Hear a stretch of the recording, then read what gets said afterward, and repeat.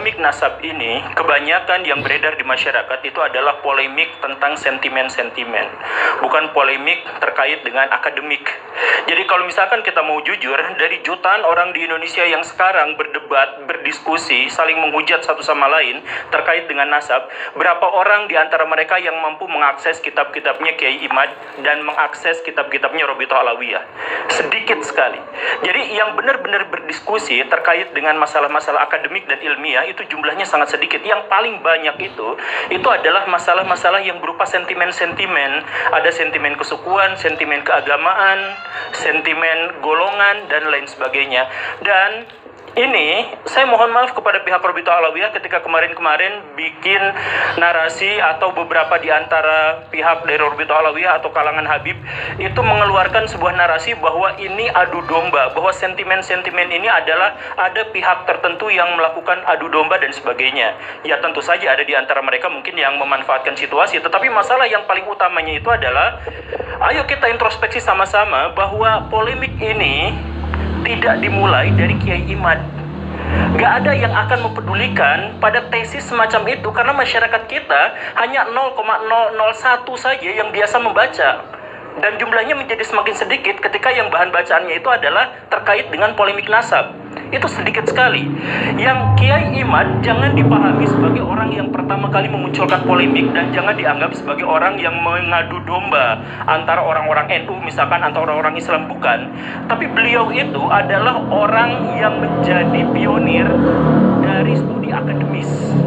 Jadi polemik ini munculnya dari mana? Saya mohon maaf, dari orang-orang habaib. Coba misalkan saya berdiri, kamera tetap masuk ya. Saya ingin menyatakan seperti ini. Sebelum tahun 2000-an, habaib di Indonesia itu sudah ada. Orang-orang yang mengaku sebagai keturunan Nabi itu sudah ada. Dan profesi mereka sangat bervariasi. Status sosial mereka juga bervariasi. Ada dari tukang jualan parfum sampai menteri luar negeri. Indonesia punya yang levelnya habaib. Dan tidak ada kerusuhan, tidak ada polemik di antara itu semua. Yang tiba-tiba muncul adalah, saya mohon maaf ya, di awal reformasi muncul Pak Habib Rizik dengan FPI-nya. Pak Habib Rizik itu latarnya sebenarnya dari NU, tapi entah bagaimana ceritanya, di situ sudah mulai ada kisruh dengan NU yang lain. Ada FPI versus Banser. Kemudian ada kerusuhan, ada serangan di sini dan di sana dan sebagainya. Nah, ini memunculkan apa? Di antara kaum muslimin itu memunculkan satu pikiran bahwa saya tuh gak setuju dengan Habib Rizik, saya tuh gak setuju dengan gerakan-gerakannya yang radikal, saya tuh gak setuju ketika kaum muslimin terlibat dalam percekcokan yang begini dan begitu. Banyak di antara kaum muslimin yang tidak setuju itu, tapi kemudian apa? Mereka tidak berani melawan, tidak berani menentang karena itu kan Habib. Ini kan keturunan Nabi. Jadi pada waktu itu ada dilema, ada polemik sebelum polemik itu menyeruak ke media, polemik di dalam hati kaum muslimin bahwa kami sebenarnya ingin menentang, ingin mengkoreksi pernyataan-pernyataan dari Pak Habib Rizik.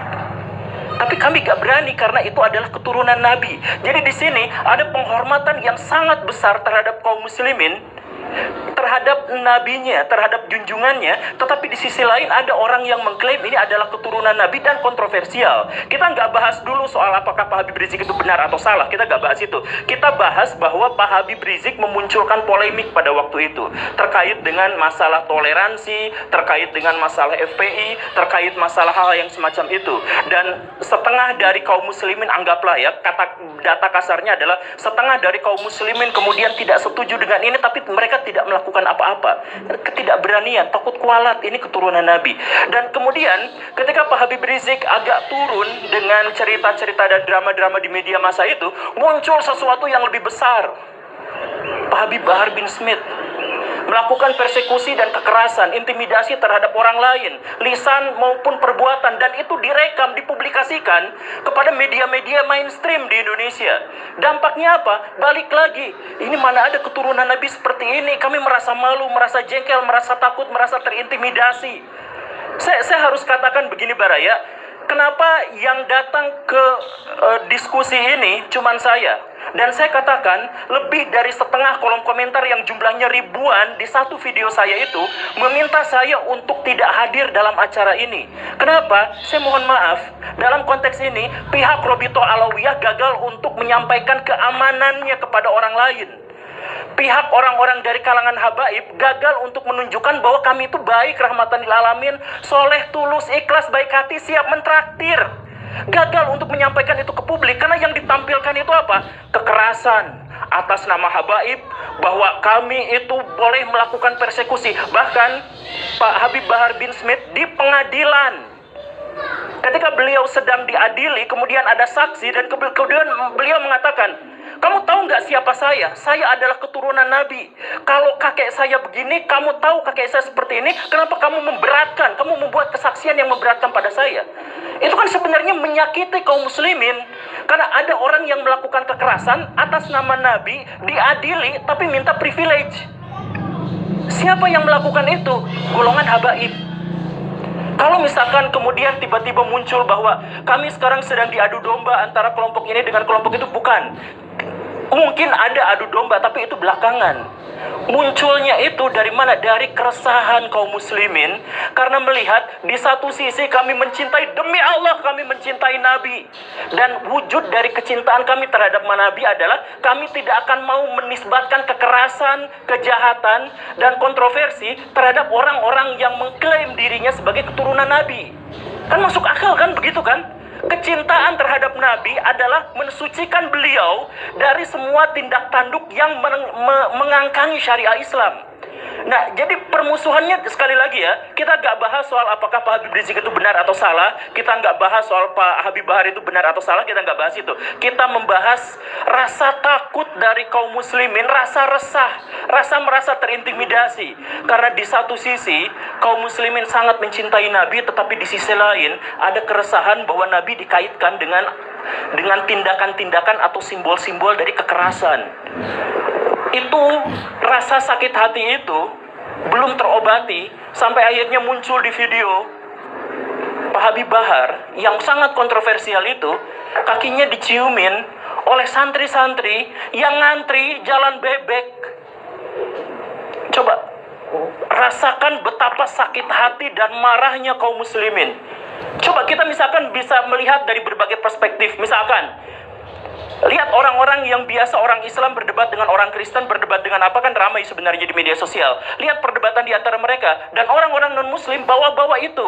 Tuh lihat, buah tidak pernah jatuh jauh dari pohonnya. Sebagai penegasan, kalau Bahar melakukan kelakuan yang seperti itu, ya begitulah nabinya.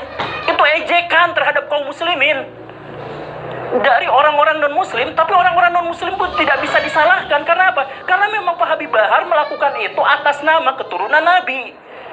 Kemudian lihat misalkan kelompok-kelompok Islam yang lebih moderat atau yang lebih plural. Mereka sakit hati melihat itu. Karena apa? Karena betapa feodalisme di antara kaum muslim masih terjadi. Ada orang yang diciumi kakinya. Kemudian kita melihat misalkan kelompok-kelompok yang lebih radikal atau kelompok-kelompok yang berpikiran lebih fundamental. Katakanlah kelompok Salafi yang kita sebut sebagai Wahabi misalkan. Mereka marah, mereka sakit hati. Karena apa? Karena ada orang sujud di depan orang lain atas nama keturunan Nabi.